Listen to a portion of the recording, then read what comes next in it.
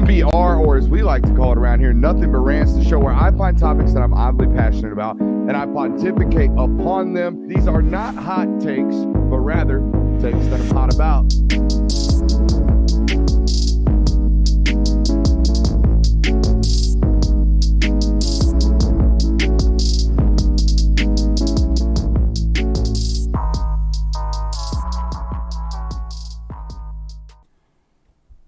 Obsessive traits are required. Insanity is not. I don't know why I move my hands like that. Insanity is not, okay? It is required to be a great football coach and to reach the pinnacle of your sport, win championships, all that good stuff. It is required to be obsessive about what you do. I think that is the case in just about anything. But to be insane, insane's a bit over the line and a bit beyond what we need to be, right? That was my main takeaway today when watching Swamp Kings, the documentary on Netflix. Something worth watching. It's a 4-episode documentary on the Florida Gators from 2006 to 2010 during Urban Meyer's regime, if you will, down there. Urban was no more obsessed with winning than the next, right? He was no more obsessed with winning than Kirby Smart or Nick Saban or any of these football coaches that reached this level, right?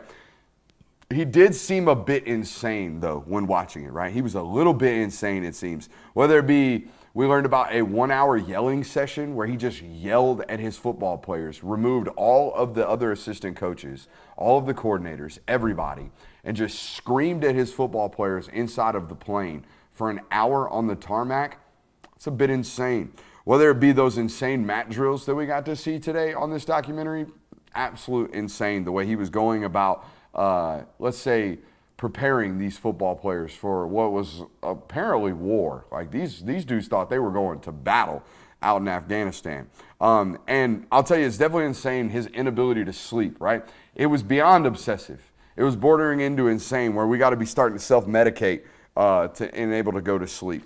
That was one takeaway, right? I think that was the ultimate demise to Urban Meyer. He went beyond obsessive.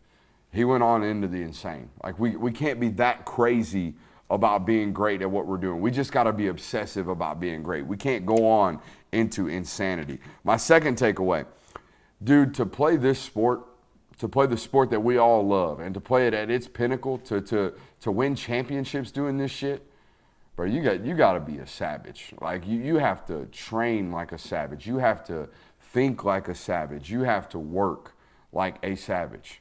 I think when I watched that documentary today, it brought back, not brought back, but it reminded me, okay, it brought refreshments to the idea that Georgia is a place of strain. We heard Warren Brinson talk about that today, right?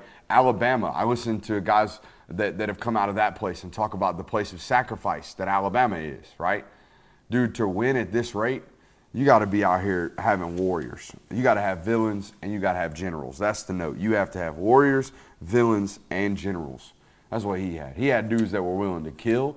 He had dudes that were willing to lead. And he had dudes that were willing to just be bad individuals from a down in and down out perspective. And when you watch SEC football, that's what it's about. It's about being brutal. It's about being angry. It's about being physical. And those dudes were the epitome of it.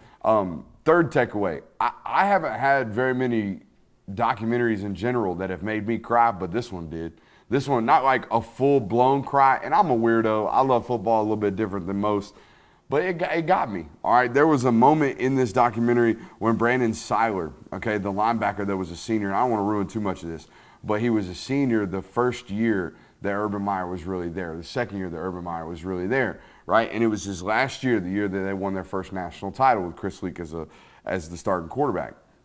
And there was a moment where he takes Brandon Spikes into Ben Hill Griffin Stadium, the Swamp, takes him in there by himself, okay, just those two guys, and basically explains to him, like, this place is mine. This place that we're in right here, this hollow ground, this is my place, and it's time for me to leave it now, and it is yours. And when I heard both of those men, they're men now, when I heard both of those men explain that from their point of view and recall that moment, I had a sense of relief because I have such a worry about this sport all the time. I have such a worry about whether or not this sport's going to look like it does now, whether it's going to feel like it does now 10 years from now. I know you guys share this same fear with me. I know you do because you're college football fans. You've seen what's happening to the sport. It's drastically changing. So I'm here to tell you that right there, that sense of I receive purpose from this place, I don't think that ever leaves college football. I think Georgia football players will love that fucking G as much as they ever will love anything the rest of their lives because of what football forges in us, the bond that we share with the places that we have the highest of moments, okay, in this sport. That's what makes this shit great. That's why you show up on Saturdays, and whether or not you're playing the ACC or whether or not you're playing the SEC, it doesn't matter. It doesn't matter. As long as those dudes that put that jersey on care for it like that, and I'm telling you they always will because of the camaraderie that's forced upon us to be great at this sport, we're good. We're good. As long as those men feel like that about what they're doing, we're going to be okay. Okay? And the feelings you have around this sport are going to be fine. Ladies and gentlemen, that will never die. That this is mine. Now it is yours. That will never leave college football, in my opinion. My fourth takeaway, even in all of the greatness that was Urban Meyer, all of the great recruiting required, it really does only take one quarterback. Like if you go back and watch that documentary today, the one thing Urban Meyer talked about was none of this matters. None of it matters if I don't get Tim Tebow. If I don't land this one quarterback recruit, none of it works. None of it at all. So all you really have to do, get that one guy, it seems. I mean, you got to recruit at a top 5 level, but you get that one guy that can transcend your organization, your program, just one. That's all it takes. It takes one guy, Cam Newton at Auburn. He had 2 of them on his roster. He just didn't know. But it really only takes that one guy on your roster. Without Tebow, this dynasty doesn't seem to exist. And my fifth and final takeaway from this documentary, if you will, this docuseries, about the Florida Gators, this Swamp King documentaries. It's a new rule on the show, period, point blank. Show me and show me now. That's it. I don't care about Texas is back. I don't care about does USC have a defense. I don't care about can Ohio State play physical defense or physical offense enough to beat Michigan. It don't matter no more. Just show me, all right? And here's what I'm talking about. If you think you got a great football coach, it happens now in college football. I've talked to you about this over and over again on this network. It took 18 months before Urban Meyer in Florida was ready to win a national title, before they were walking around that building talking about it and expecting it, nay, demanding it. It took 18 months immediately. It took 1 or 2 seasons at Alabama for Nick Saban. They knew immediately. It was year 2 for Kirby Smart in the national title game. You knew immediately. We know right now in college football, if you are a good college football coach, if you are going to survive, nay, thrive. I don't know why I said nay twice in this segment. But we know immediately. So from now on, I'm not doing the speculative, are they, will they, might they. No, we're gonna respond to they did. We're gonna operate on this channel from now on as a show me channel. You have to show me before I'm out here talking about you, Texas. You have to show me you are back. I don't believe that is. What you got to watch it today. I know you had class and all kinds of stuff, but maybe we can talk about your rememberings of Florida Gator football. What were your takeaways from this documentary today? Well, for me, Florida's time with Urban Meyer was when I was like 8 and 9 years old, before I was religiously watching football. And on top of that, I grew up in a household where both my parents went to the University of Georgia, and I've grown up in the state of Georgia. So like being a Gator fan, showing love to Gator, that's a big no-no in the Williams household. So for me, watching it today, at least watching the first 2 episodes, I found a lot of appreciation for what that Florida team did and was able to accomplish. And then also just to be able to watch that happen. Because, like I said, I really didn't get to watch that happen in my childhood. So I just appreciated how they came together, the unity, the different types of players that they had. It seemed like they had a perfect role guy for everything. Dudes wanting to play even though they had torn their meniscus. I mean, my gosh. Like, not saying that I have an appreciation where I'm going to be Gator chomping and singing, won't back down or anything like that. But I found a love for that team. Yeah, they played the game of football very violently. Very, very violently. I didn't realize, and you think I would, because I'm supposed to be this football guy. I'm supposed to be studying coaches at a high clip, and I really do. But it really sunk home the idea that a lot of coaching is trusting, literally trusting your gut. Like when you have a feeling about something, you do it right now. And I think there was a multitude of these examples in this documentary. One of which, they're on the road against Tennessee his second year, the year they win the national title. And he turns around, and I think it's Brandon James, the young defense, or the young like little gadget guy, the special teamers, the kick return specialist. He's in his first road game as a true freshman, and he's standing on the bench, turning around, talking shit to Tennessee fans. And instead of in that moment being a coach that says, hey, cut that out. Like, we're here on a mission, all that nonsense, all that sometimes, over-coaching that can be happening. Instead, Urban Meyer's mind says, that son bitch is ready. That guy is ready. He is ready for this moment. So you know what he does? He says, hey, go on out there. You're going to return this next punt. And the kid's like, what? And he's like, yeah, go return the punt. Some bitch has a 40-yard punt return, flips field, they go score. Like, just trusting your gut. Tim Tebow walks up, coach, give me the ball right now. We're playing Ohio State. We're in the national title. I am a true freshman. Give me the ball right now. He turns around and says, why? Why? That's what he says to the kid. Why? Why? And immediately, being Tim Tebow, just points at his heart because he's Tim Tebow. And he trusts it. Hey, trust my player. Go right now. Do it. Another one, he talks about just let the motherfucker go. That's what he wrote in his notes because he met with his mentor, Earl Bruce. This gave me goosebumps thinking about this because Kirby Smart had a very similar moment with Vince Dooley the night before he won his first national title. Okay? Kirby Smart gets off the elevator. Who's standing there the night before he wins his first title? Vince Dooley. They share a prayer together. They have a moment. Kirby goes to bed that night with a sense of relief, as if that was God speaking to him. Okay, Earl Bruce tells Urban Meyer the night before his national title, let the motherfucker go. Let it go. Have fun, essentially. Go out there and play. And there is a moment in that football game where they're backed up inside their own 15-yard line, and Urban Meyer calls a fake punt. A fake punt in a moment like that, and just trust his gut. Again, like we can sit here and talk about all the importances of recruiting, and that just gets you to the moment.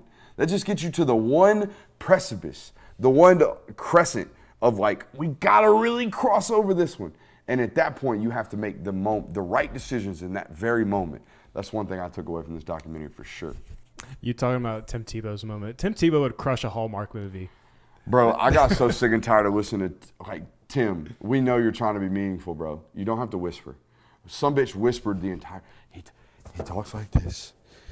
And when I had the opportunity, I just knew, man, I had to take it. Like, bro, we get it. It's just, everything sounds like a cliche from Tim Tebow. Like nothing, there's no fire behind it or anything. Bro, and he was in a locker room of not even a joke, murderers, like straight killers, dudes that was about this life. One dude said he never even had a birthday. Did you get to that part? No. Who is the Chris Rainey? Chris Rainey's dad. This is the sad reality of a lot of these football lives. Chris Rainey's dad was incarcerated, and he said 95% of his life. He was born hooked on drugs. Mom had terrible drug habits. He said when he got to college, he had no idea what a birthday was or being celebrated on it. Sometimes you forget like where some of these people come from, where some of these individuals come from, and how much football really truly means to them, and how much it requires them, or how much they tie it to their identity. Right? A lot of these young men in this documentary, they start with football was my way out. I think Brandon Spikes talked a little bit about that as well. Football was my way out of my circumstances.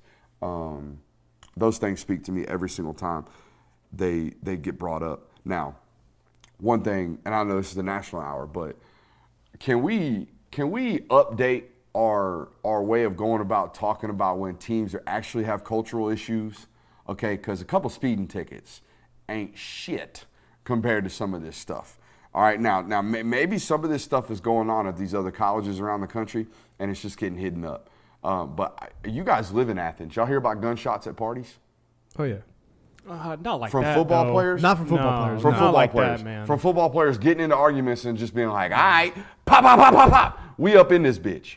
No. No, I haven't heard of that. Not like that. All right, well, that was apparently happening. Desk pops, the occasional desk pops was out here happening in Gainesville during these times. How about like general fights in clubs, like big time brawls, having to break it up, Gangs Vegas type shit?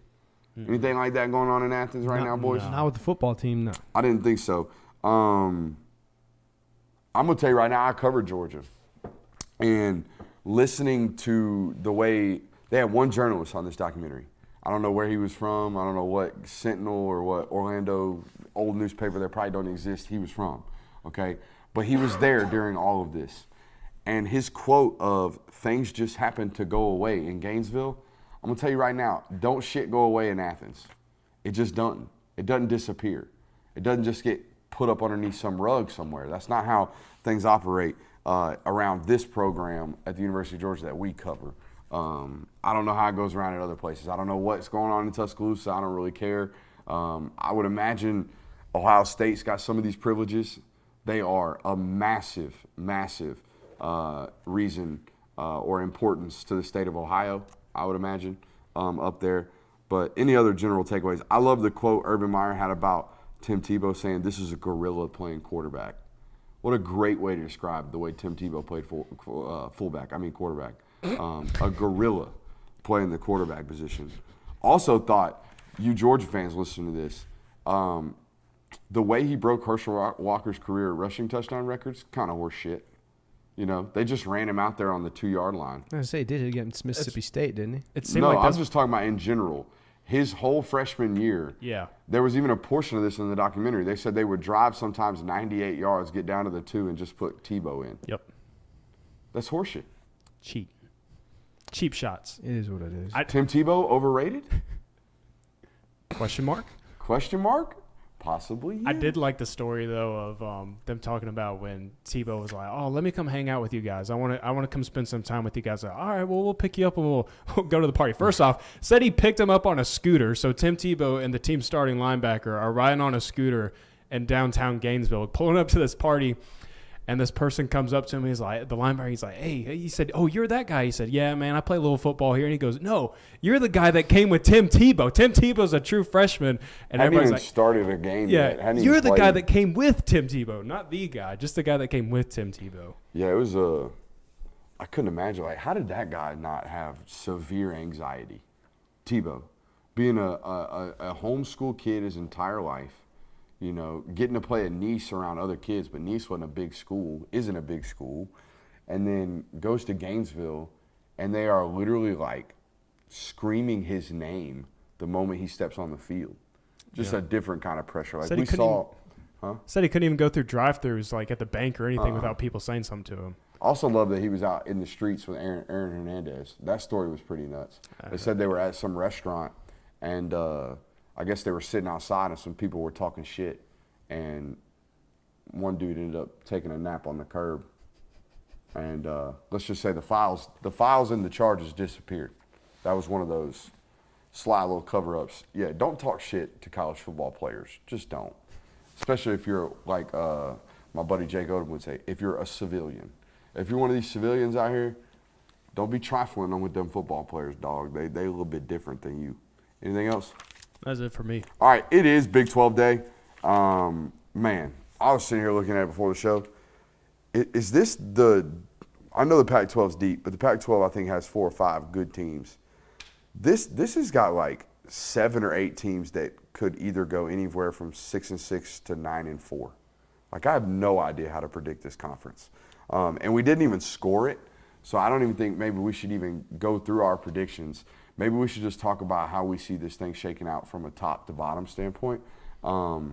Texas is the heavy favorite to win the Big 12, like beyond heavy. They're at plus 100. I think the next best is Oklahoma at plus 350. Guys, is this? I hate doing this, but is this the year? Is Texas back? Is this the year? It has to be. If this ain't the year, I don't know when it's going to be. Yeah. If you don't have at least a 10-2 record this season, it's a complete failure. I mean, the entire conference is wide open. Every team has their pants down pretty much. Oklahoma, your biggest rival, is figuring things out with Venables. Everyone else is kind of slouching. TCU went to the national title and lost pretty much everyone that got them there. If you don't go this year with Quinn Ewers and A.D. Mitchell and everyone else on that roster, when are you going to ever do it? I think this is a make-or-break year for Steve Sarkisian. Yeah, I would agree with that. I mean, as soon as you look just at the list of teams on here, the first thing I was like, okay, Texas. where the heck could I put any of these? I mean, the top 5 is ridiculous. Like, you could almost interchange anything at all. It was really difficult just because it seems like after Texas, there's a drop off, and then everybody else is like, you're kind of on the same level. Like, any of these teams could really go 10-2 or something like that, or 9-3, be the second place team and play Texas in the Big 12 championship game. Yeah, I feel like every year there's such variance in this conference. So when it comes down to me predicting it or projecting it out, I like to take consistency from the coaching standpoint, right? It's the reason why I think Oklahoma State's always relatively solid in here. And say what you want about the mullet man, he can coach some football, all right, and he can consistently coach some football. And I think he cut the mullet. He did. I'm a man. He did. Yeah. Attack me. I'm 40.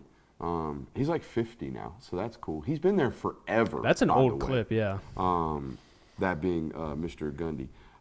Think he's a good football coach, a consistent football coach, as do I think Lance Leipold at Kansas is a good football coach. I think Texas Tech has got a solid staff at their mix. K-State, I was telling you before the show, anything that comes out of North Dakota, I'm all about. Anything that comes with regards to K-State football, I'm kind of about with regards to it's probably solid. They don't do dumb shit. So, yeah, this 2 through like 9 is as solid as any other conference in college football. What do we think of Oklahoma? You know, we've already given our opponent. I've given my opinion. I don't love defensive coaches not coaching defense well. Like, we hired you to fix things on that side of the football. You were here the last time we were worth anything on that side of the football. Why aren't you immediately making our defense better? That would be what most people would ask. And the immediate answer comes to the fact that, hey, it's hard. It's a hard defense to install. It's a hard defense to learn, and it takes time. And guess what? Year 2, they should be drastically better. But if they are not, it's going to get loud real quick in Norman if it's not already. The thing that scares me about Oklahoma is that they weren't just kind of like okay last year. There were some really dark moments last year for Oklahoma, like some dark, scary moments that feels like to me, I don't know if you just overcome that in one singular year and you get this thing right back on track and you're number 2 or number 1 even right there with Texas. It's just I think it's another wait and see type of year with Oklahoma and Venables, so I can't fully buy into them just yet.42 they gave up 41 to Kansas, 55 to TCU, 49 to Dallas or to Texas, 42 to Kansas. In 4 straight weeks, they gave up 42 points, 49 points, 55 points, and 41 points. They have a defensive-minded head coach. That's inexcusable. Yeah, but they also had a Lincoln Riley roster. I know. They had a Lincoln Riley roster, but Lincoln Riley wasn't doing that. Alex Grinch wasn't doing that. Like, they at least were relatively competitive defensively. That's porous. Now, they did ultimately get it somewhat corrected towards the back end of that schedule and got things a little bit figured out. But year 2 is going to have to see drastic improvements at Oklahoma. K-State going to probably be the best Russian team again in the conference. I got problems. I don't have problems. I have issues. I got trust issues with Steve Sarkisian. And the week-to-week consistency. It's why I think it's the Big 12. The Big 12 does this to you. It lulls you to sleep, and then every team's kind of similar, and every team's kind of good. No teams are bad, so we can't really not show up one week and squeak one out. If we not show up one week, we're going to get our ass beat in this conference. So Texas really scares me. The quarterback play really scares me, but they have a really good offensive line. They return a lot of starters on the defensive side of the football, so there's hope in Texas. But like we started with and like we talked about in our observation number 5 from Swamp Kings, show me. Go out and show me before we start talking about you as a known thing, even though we're predicting you here to win the Big 12, right? We all got Texas to win the Big 12. Texas. You have Texas to 1, I have Oklahoma at 2, and it kind of rattles off after that. But no, this schedule's winnable. Your tough games for Texas at Baylor, at Houston. Obviously, you have to go to Alabama. At Ohio State, so you got to go to Ames this year, but the rest of it's relatively manageable. I think Texas Tech's going to be a good football team this year. You get them at home. K-State at home, get BYU at home. Obviously, you play the neutral site game against Oklahoma every year, but you're a much better team right now than Oklahoma is, so you should be able to handle that. Yeah, I'll tell you who got screwed over schedule-wise in the Big 12, Iowa State. So the only teams that they don't have to play from the Big 12 this year, Houston, Texas Tech, West Virginia, and UCF. They play every other Big 12 team. Who's that? This is Iowa State. These are the Oh my the God. only Big 12 teams they don't play are Houston, Texas Tech, West Virginia, UCF. So they got all the dudes. They got all the dudes. That's rough. That's really tough. Have you seen Oklahoma State's schedule? Uh-uh. It's like the exact opposite. It's a breeze. Let's hear it. Let me pull it up real quick. I got it for you. I know the teams that they don't play. They don't have to play Baylor. They don't have to play TCU. They don't have to play Texas Tech, and they don't have to play Texas. Who's their Spencer Sanders left? Who's going to be the quarterback at Oklahoma State this year? Do we even know? I don't. Not a huge deal out there.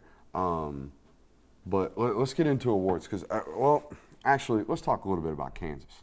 'Cause Yes. Kansas could Please. be really, really fun this year, right? You saw Jalen Daniels come to the Big 12 Media Days. Did you see the chain he had on? Oh yeah, the holographic like showing highlights. Was it an Apple Watch? I don't know. It had to have been. It looked like an Apple Watch to me, and it was like you said, it was playing his highlights on his necklace. Is that drip or is that what the hell is that? Oh no, it's kind of unique drip. Which isn't that what drip is? Isn't drip like uniqueness? Yeah. Like it's I'm fire. Like we say, Catches I'm your fire. eye. I'm fire. Remember when fire was a thing? It's still in there every now and You then. remember when there was a thing where like shortening words because things were just too long to convenience you or inconvenience you? Like fire. That thing is fire. Immediately got that thing is fire. Why do we do that? Because it's cool. Why do we do that? Sketchy. Don't you do that to us 'Cause all it- the time? 'cause it's in text cool. messages? Because it's cool. I would call dubious on cool. Did you find me that? Were we looking for something? We're looking for the Oklahoma State starting quarterback. Did we find it? Doesn't matter. Let's talk awards. Who's No, gonna be let's talk offense- Kansas first. Let's talk Kansas. Rock chalk, baby. Rock shot. I have them going number 2 in the Big 12 this year. Okay, so who are there? There's some keynote wins right there. If Kansas is going to finish in second. They have a very easy start to the schedule. They opened Missouri State, Illinois, at Nevada, 3-0. BYU at Texas, UCF, a little more difficult. At Oklahoma State, Oklahoma at Iowa State. I think that's where things can get sketchy. But then close it out with Texas Tech, Kansas State at Cincy. They don't have a back-to-back away game in the schedule. Ooh, that's clutch. That's nice. That schedule is very 8-4, 9-3-able to me. I think UCF's going to give a lot of football teams problems this year. Oh, I yeah. really do. Gus Malzahn is the king of being like the middle-of-the-road team that always gives you a kind of a problem, but it never really gets over the top. Here's the problem I think he's going to give the Big 12 this year. He is a Big 12 football team that has been recruiting like a middling SEC football team, which means if you can build a roster that looks, let's say like, I don't know, Ole Miss, or if you can build a roster that looks like, say, Kentucky, and you take that thing to the Big 12, you might mess around, win 8, 9, 10 games, like year one. Like of all these teams crossing over, Cincy in a rebuild, Houston in they're in year one in this conference, I believe, as well. Not quite ready under Dana Holgorsen, I don't believe. But UCF of all these teams mixing into this conference this year, I think has a chance to actually be relatively competitive. Yeah, I like he's gotten a lot of good portal additions. Like he brought in John Rice Plumlee to be his quarterback. Perfect fit for Gus Malzahn and the offense he runs. He's still playing? Yeah. Yeah, he is still playing Baseball too. Yeah. And then like he got Devod Wilson from the portal playing down there at UCF. Like those are some really good additions. So I think he could make a big splash. I have them finishing 8th, so not necessarily in the upper half of the conference, but I think he could be a guy that slips in a pretty monumental win for his program. Yeah, I got him finishing 5th. They strike me kind of as not for the same reasons, but a 2012 Texas A&M team where it's their first year in the conference, so they're kind of an afterthought until midway through the schedule, and they take down a big team, and it's kind of like, oh shit, we also got that first year Gus Bus surprise. You know what I mean? First year looking at that funky shit, that stuff. It's not easy. You know what I mean? It's not an easy game plan to go up against. So I like Gussie's opportunity to maybe win Coach of the Year. You know what I mean? First year kind of entrance. But I got a take for you before we start giving out awards. We ready to start giving out awards? Go ahead. Big 12 Coach of the Year, despite the fact that he's coaching in the Pac-12, Deion Sanders. Okay? And here's why. Hold out. Okay? If Deion Sanders is not the head coach at Colorado, is Colorado not left out to dry like the rest of the dipshits in the Pac-12? Because I'm telling you right now, I don't think the Big 12 calls. I just don't. I don't think an 0-12 Colorado football team with who knows what as their head coach gets a call from any other conference. I think they get left out to dry. I think it's UConn that gets added to the Big 12 immediately, not Colorado. I think Colorado gets left out to dry with Cal, gets left out to dry with Stanford, gets left out to dry with all those football teams that have not near as much clout or have way more clout and historical importance to the game of college football than Colorado. So guess what? Next year, when Colorado actually has a conference and the Pac-12 ceased to exist and Colorado's being 7-5 or 8-4 in the Big 12 or whatever, the only reason they are there is because Deion Sanders is the head coach of that football team. So say what you want about whatever they do on the record or on the field this year in the Pac-12. When they get to the Big 12 next year, the only reason they're there is because Deion Sanders is their head football coach. He essentially saved a Power 5 football program. Because why else wouldn't they be in the fucking Mountain West with Colorado State? They would be if it wasn't for Deion Sanders. So Deion Sanders, Big 12 Coach of the Year, because their football team will be there next year. And they wouldn't be had it not been for Deion Sanders. That's some really out-of-the-box thinking. I can't disagree with you on that. I mean, it's very true. If you don't have Deion there, no one's paying attention to Colorado. Hey, take some hot about, baby. There you go. But I didn't see that coming at all. Yeah, no, that was you threw me for a loop on that one. Did not expect that. So I agree with you. I think the obvious answer has to be Steve Sarkisian. I mean, this has to be the year where you're at least it's November and they're still talking about can Texas make the play? Is Texas a playoff team? If not, I think I don't know if he'll get fired this year, but his seat gets extremely hot because the media's built it up. Everyone else, even inside Texas, this is the year we get really good. This is the year before we go to the SEC. We got to go out with a bang. And if you don't do that, I think things get really ugly for Sark. Yeah. Sarkisian seems like the obvious take. I like the Gus Malzahn take as well, kind of going in there with my Luke Fickell take for the Big Ten. I could even make an argument for Arnett down at Baylor. I kind of said earlier on one of our previous episodes that he may be a guy that creeps in on the hot seat. So kind of a big year for him. Maybe I think I could see him really pushing the limits this season with Baylor, maybe doing something a little special, getting in the top 3 a little bit, making a splash, because if he doesn't, things might get a little sketchy down there. I'm a Dave Aranda guy. I do believe in him as a head football coach at Baylor, and it's going to be a football team that consistently shows up week in and week out. They're not going to have ups and downs. They're going to have a nice, solid season. The chat was showing some love to Texas Tech, and I get it. And I'm looking at this roster right now. I see 1, 2, 3, 4, 5, 6, 7, 8, 9, 10, 11, 12, 13, 14, 15. 15 of their 22 starters, upper-class transfers. Upperclassmen who transferred to Texas Tech. Them some grown-ass men playing football at Texas Tech this year. All right, so if you're playing Texas Tech, strap that damn helmet up because you're going to be playing some 30-year-old dudes. They got a tough opening non-conference game schedule, though. Who do they got? They start with Oregon, and then there's one of – I think it's they play at Wyoming week 1. Oregon. This is the Utah of the Big 12. That's who this is. They look like them. They're going to play like them. This roster might as well be a semi-pro fucking football team. These dudes are old. 15 of 22 starters. Upper-class graduates. Upper-class transfers. Hey, that COVID year, man. Shit. You're playing college till you're 25 now. They got 22 Stetson Bennett's on the roster. Not a damn college degree one. I'm just kidding, Stetson. I know you watch. Not really. All right, let's get into it. We got Coach of the Year. I gave my opinion. Who do you got? No, I gave mine. You gave yours? I gave Sark. You gave yours? It's got to be Sark. It's been a long You were digging day. Deep on those old guys over there. Yeah, That's all I'm right. digging deep on the dudes. Just digging dudes over here. Oh, all right, God. let's talk Offensive Player of the Year. Some people would probably go Quinn Ewers here.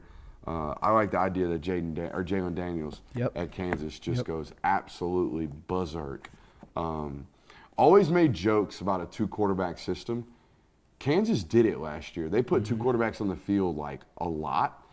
Kansas is so fun to watch. I know they're going to put up offensive points this year. The question about Big 12, that Midwest randomly pops up bad weather, just randomly. I hope Jalen Daniels has nothing but clear blue skies, nothing but nooners, and we get to watch dude just put up rocket numbers, just absolutely insane numbers at Kansas.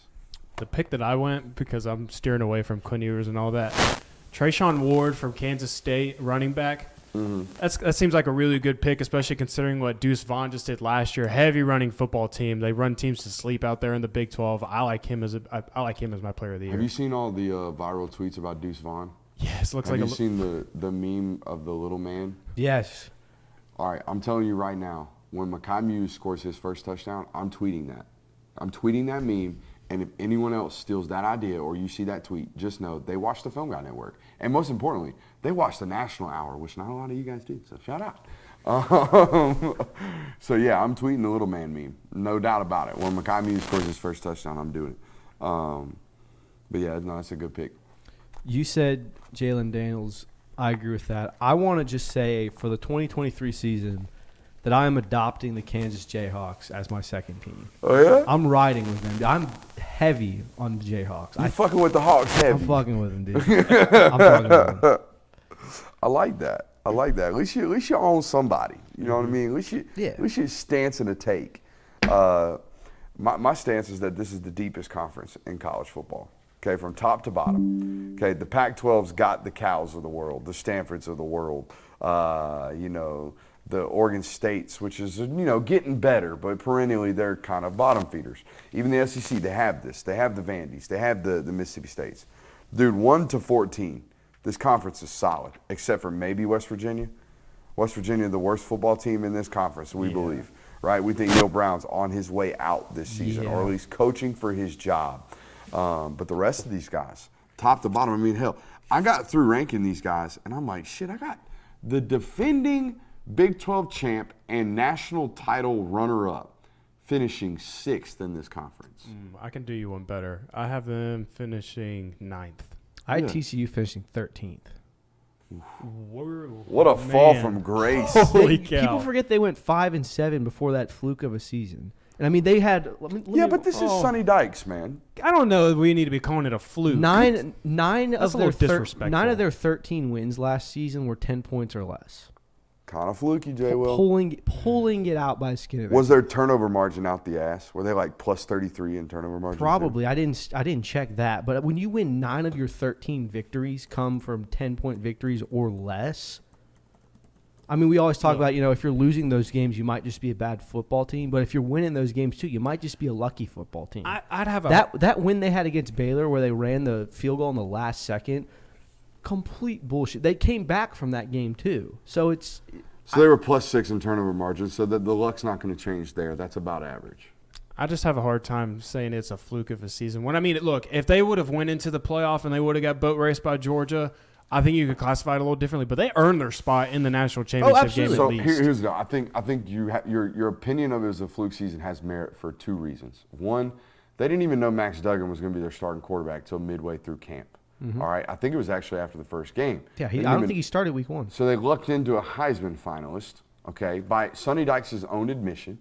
And the other thought being that, hey, they were a 5-7 football team and then all of a sudden became an undefeated football team, and they had 10-point, a bunch of close football games. Those are 3 reasons why you think that there might be a complete different outcome for this season. Right, but they have recruited really well. Yeah, but let's also they landed some high key transfers in the portal this offseason. Yeah, as well. but let's also not forget you lost the running back that got you there. You lost the receiver that got you there. You lost offensive the quarterback guard that got you there. You lost the guard that got you there. Starting Mike linebacker. Not to mention you're coming off a just embarrassment in the national title on the biggest stage. So I mean, how do you handle all that? I don't think they handle it super well. And plus, you have 9 teams that are becoming for vengeance saying, oh, those guys squeaked one out against us last year. We're coming back for ours. So I don't believe in TCU this year. I don't believe in them either. I'm just saying, I guess I give them respect because, I think people forget Oklahoma State was 1 win away from being in the college football playoff a couple years ago. Mm-hmm. They were 1 play away from being in the college football playoff. Two yards away. I know that they lost the Big 12 championship game, but at least you took care of business up until that point to put you in that to put you in the position where you could lose that game and still make the playoff. But yeah, I mean, I definitely understand the argument why it's considered fluky though. All right, on to defensive player of the year. We'll start with you guys. Who you got? So Houston, for some reason, is always known for having just a dude on the defensive line. Yeah. Like they've had the Ed Olivers. And this year, so I'm going with Nelson Caesar He's on the defensive line this year. Last season he had 10 tackles for loss, 4 sacks, and he's going to be a junior this year, a third year. I could see him going stupid this year. I like it. Jalen Ford, linebacker, Texas. He had 119 tackles in 2022. I think he's going to be the anchor of that defense. I mean, he's the classic Mike linebacker, Big 12, rough nose, sticks his head in there. I think he's going to have a really good season. Probably could earn his way into being a top 35 pick in the NFL draft. Jalen Ford was certainly my selection as well. The stat line from last year is absurd. Like you mentioned, the 119 tackles, a complete boom from the year before. Played in 12 games in 2021 and only had 53 total tackles. So to have 119 the next year, obviously you see some drastic development. Shocking to not see a guy declare for the NFL draft after having such a year. Like, that's insane. 119 tackles. I don't care if you play in the Big 12. That's a lot of statistical production. That's insane to be putting up that many tackles. So, yeah, I think that was mine. I'm not even going to search for a secondary option because that was my lock, to be honest with you, on that one right there. So we talked about Offensive Player of the Year, Defensive Player of the Year, Coach of the Year. Who's going to be sneaky good in this conference? Sneaky good. Well, I had Kansas, but I don't know if they're sneaky anymore. No, to say that they're going to finish second in this conference, that's sneaky good. Yeah. The other team I would say is probably Oklahoma State. I think they have a very, very favorable schedule. So I would say Oklahoma State if it's not Kansas, because Kansas is starting to build hype.